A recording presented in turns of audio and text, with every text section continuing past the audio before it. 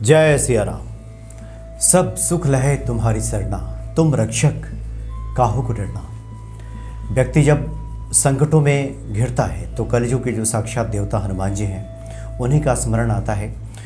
और यकीन मानिए, निश्चित तौर पे जितने भी सिद्ध साधक हैं सबका ये कहना है कि इस कलयुग के जो साक्षात देवता हैं हनुमान जी, संकटों में घिरने पे संकटों से तो वही छुड़ाएंगे। आज एक बहुत ही महत्वपूर्ण विषय पे हम बात करेंगे। कई बार होता है कि व्यक्ति के जीवन में सब कुछ ठीक चल रहा होता है, फिर अचानक से कोई परेशानी खड़ी हो जाती है। पहले जहाँ सब ठीक था, अचानक से कुछ दिक्कतें आनी शुरू हो जाती हैं।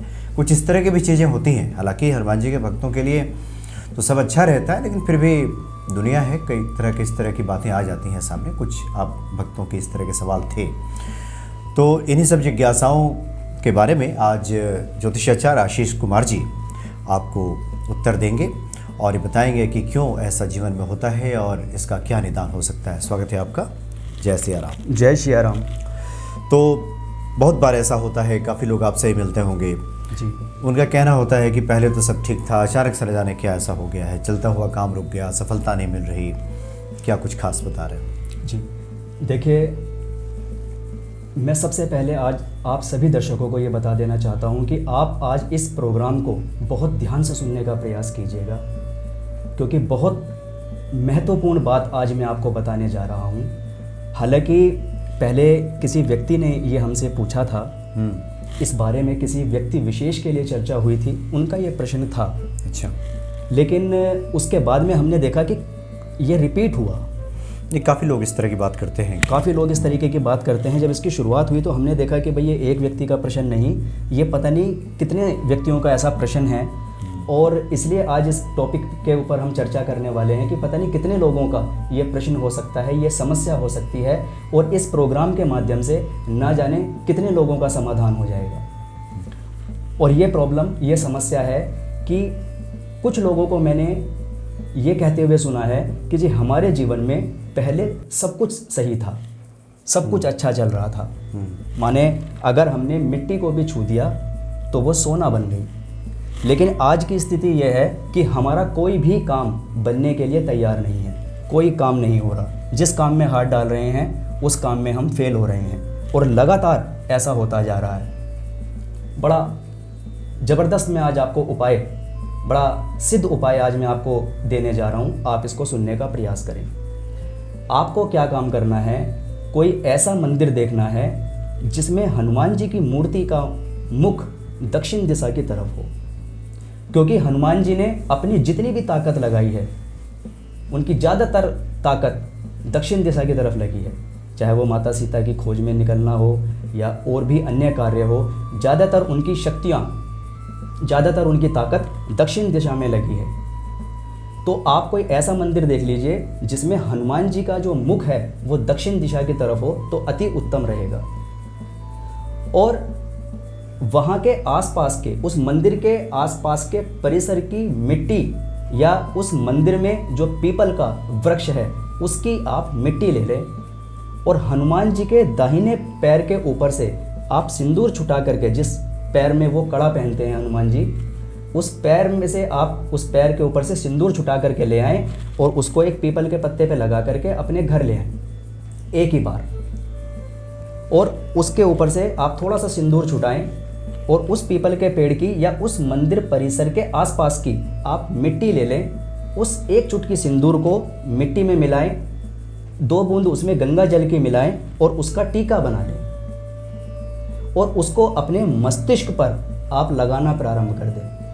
8 मंगलवार और 8 शनिवार आप इस प्रयोग को करके देखें। जिन व्यक्तियों का बार बार हाथ डालने के बाद में भी किसी भी चीज़ में वो हाथ डाल रहे हैं, उनको सफलता प्राप्त नहीं हो रही, और हर क्षेत्र में उनका कार्य रुका हुआ है, कार्य अटका हुआ है, आप देखेंगे आपके जो अधूरे कार्य हैं वो पूर्ण होने शुरू हो जाएंगे। प्रतिदिन टीका लगाया ना? प्रतिदिन 21 दिन तक ये आप प्रयोग करें। अच्छा। 21 दिन तक इस प्रयोग को लगातार करें। उसके बाद में प्रत्येक मंगलवार और प्रत्येक शनिवार आप इसको करें। कम से कम 8 मंगलवार और 8 शनिवार आप इस प्रयोग को करें। पहले 21 दिन लगातार करें, उसके बाद में 8 मंगलवार और 8 शनिवार करें। उसके बाद में लगातार 21 दिन तक, ये तो हुआ एक प्रयोग। उसके बाद में लगातार 21 दिन तक आप जो हनुमान जी के चरणों के पास से सिंदूर छुटा करके लाए हैं। देखिए, सिंदूर छुटा के लाने के लिए मैंने इसलिए बोला है, यदि आप मंदिर में जा रहे हैं तो मंदिर में तो आप हनुमान जी के चरणों के पास से तिलक छुटा ही लेंगे। आप साथ के साथ छुटा सकते हैं, वहाँ की मिट्टी ले सकते हैं, परिसर की, मंदिर के आसपास की, या पीपल के वृक्ष के नीचे की मिट्टी ले सकते हैं। उसमें आप हनुमान जी के चरणों का सिंदूर मिलाएंगे, गंगा जल की बूंद डालेंगे, उसको मिक्स करेंगे, मिलाएंगे, और उसका तिलक, गोल तिलक आप अपने मस्तिष्क पर लगा लेंगे। आपका कार्य पूर्ण हुआ। जो आप तिलक छुटा करके लाएंगे उसको आप इस रूप में भी प्रयोग कर सकते हैं, क्योंकि रात्रि में सोते समय आपको एक प्रयोग जो बताने जा रहे हैं वो भी करना है, वो वहाँ पर काम आएगा।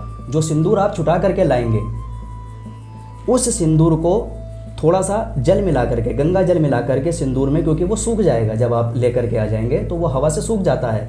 उस सिंदूर में थोड़ा सा गंगा जल मिला करके अपने सीधे हाथ के जो मणिबंध होता है आप वहाँ पर लगा लीजिए। यहाँ पर उसको आप इस तरीके से मणिबंध चक्र पर लगा लीजिए और सो जाइए।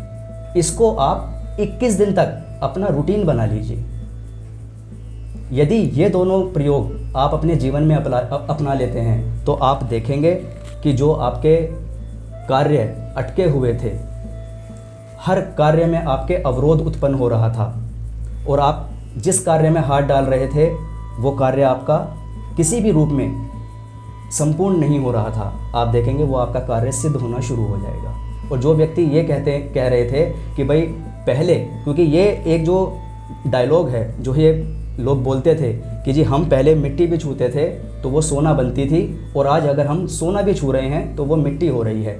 आप इस मिट्टी के इस प्रयोग को कर लीजिए, उसके बाद आप देखेंगे कि जिस कार्य में आप हाथ डालेंगे वो कार्य आपका होना शुरू हो जाएगा, प्रारंभ हो जाएगा। तो ये बड़े आसान से, सरल से हनुमान जी के दो प्रयोग हैं जो आज मैंने आपको बताने का प्रयास किया है। आप इनको अपने जीवन में अपनाइए और आप जिस कार्य में, जिस क्षेत्र में आप हाथ डालेंगे आपको सफलता मिलेगी। जी हाँ, जी हाँ। तो बहुत बढ़िया ये प्रयोग है। दक्षिणाभिमुख जो हनुमान जी हैं, जो दक्षिण की तरफ जिनका मुख है वहाँ से, और वैसे भी देखिए दाहिने पैर का जो टीका लगाया जाता है उसका शुभ फल के क्या कहने। तो दक्षिण की तरफ जो हनुमान जी जिनका मुख है वहाँ से लाइए और प्रतिदिन, और बड़ा ही आसान उपाय है ये, हर कोई करे। और मुझे तो लगता है कि 21 दिन तो करें ही उपाय के तौर पे, और नियमित भी करें तो बिल्कुल शुभ ही शुभ है। इसीलिए हमने बताया ही है कि 21 दिन तो आप नियमित रूप से करें, उसके बाद कम से कम 8 मंगलवार और 8 शनिवार करें। और यदि आप उसके बाद में भी करना चाहते हैं, यानी कि अगर आप इसको अपने जीवन का हिस्सा मात्र बना लें, तो आप देखेंगे कि ना जाने कितने रुके हुए कार्य आपके पूर्ण हो जाएंगे, ना जाने कितने रुके हुए कार्यों में आपको सफलता प्राप्त हो जाएगी। एक चीज़ मैं यहाँ पर और बता देना चाहता हूँ, जैसा हमने अभी बताया था कि आप पीपल के पत्ते पर सिंदूर लगा करके ले आइए। अब कुछ लोग ये भी सोच सकते हैं कि इधर हनुमान जी का सिंदूर बताया है कि आप हनुमान जी के चरणों पर से हनुमान जी के चरणों का सिंदूर लीजिए और मिट्टी में मिलाइए, उसमें गंगा जल मिलाइए, तिलक लगा लीजिए। तो पीपल पे लगाने के लिए क्यों बोला है? वो इसलिए बोला है, कई जगह ऐसी मूर्तियां हनुमान जी की होती हैं जहां शीशा लगा होता है, यानी बार बार नहीं छूने देते। तो वो एक ही बार वहां से थोड़ा ज़्यादा सा सिंदूर छुटा करके ले आएँ, अपने घर पर उसको रख लें, और बस फिर आपको मिट्टी की तलाश रहेगी और आप उस मिट्टी को प्राप्त कर लीजिए। और मिट्टी अगर आपको मंदिर परिसर की मिल जाए तो बहुत अच्छी बात है, वरना अन्य भी कहीं साफ जगह की मिट्टी आप उपयोग में ले सकते हैं। लेकिन जब आप वो मिट्टी लें तो अपना मुख भी दक्षिण दिशा की तरफ ही रखें। मंदिर परिसर की मिल जाए, पीपल वृक्ष के नीचे की मिल जाए तो बहुत ज़्यादा अच्छा है। जी हाँ, जी हाँ, नहीं बहुत बढ़िया, और आसानी से मिल जाएगा। पंडित जी से आप आग्रह करेंगे तो मिल जाएगा, और बहुत सारे भक्त चोला सामग्री प्रदान करते हैं पंडित जी को, तो दीजिएगा। पंडित जी से आग्रह करेंगे तो हनुमान जी के दाहिने पैर का थोड़ा जो सिंदूर है वो पत्ते पे आप ला सकते हैं और इसका प्रयोग कीजिए, निश्चित तौर पे आपको सफलता प्राप्त होगी। चलिए, बहुत बहुत धन्यवाद आपका। जय सिया राम। जय सिया राम। जय सिया राम।